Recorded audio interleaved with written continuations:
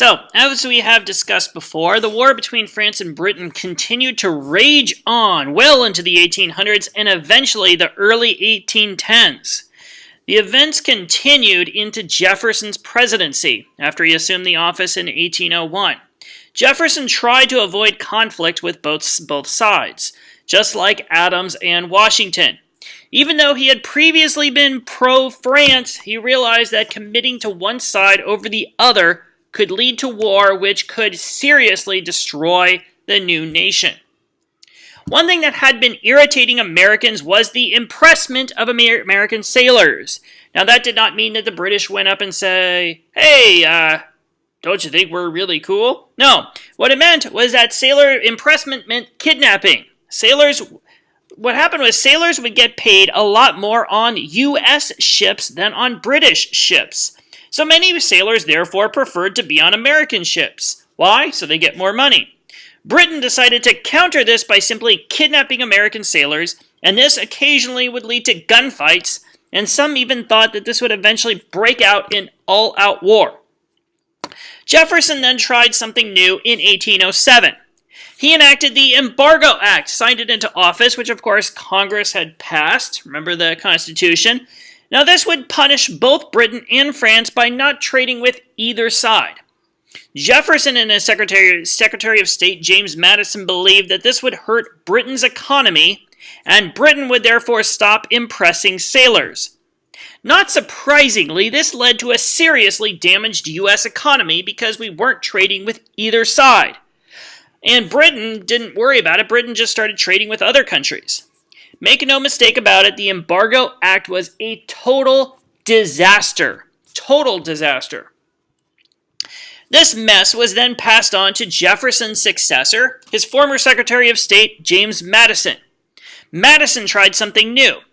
He decided that the U.S. would trade with the first country to lift the trade restrictions with the U.S. Sounds great, right? Whoever is going to, start trading with us, fine, we'll just start trading with you. Wrong. Britain did not take the bait, but France did. And France, because it was led by Napoleon, just tricked the U.S. and kept on attacking and taking over U.S. ships. So we've still got a disaster happening in the early 1810s. Now, during the same time, Madison had to contend with a new force in American politics, the rise of the War Hawks. This consisted of a bunch of young members of Congress who wanted to stick it to Britain and go to war, fight. And sometimes some people would say that they would sometimes yell like hawks. Two important members of this group were John Calhoun and Henry Clay. And it's important to remember these people because they will continue to dominate U.S. politics for another 40 years. Eventually, by 1812, Madison caved to the War Hawks. He felt that most people in the nation were clamoring for war, and if he wanted to be reelected, he better go along with them. So, in 1812, the United States formally declared war on Great Britain, and because it was declared in 1812, and because they couldn't think of anything better to name it, they named it the War of 1812.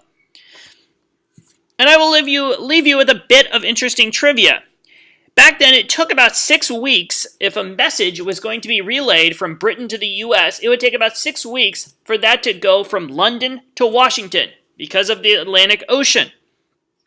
Therefore, by the time the U.S. actually declared war on Britain, Britain had already decided to stop kidnapping or impressing U.S. sailors.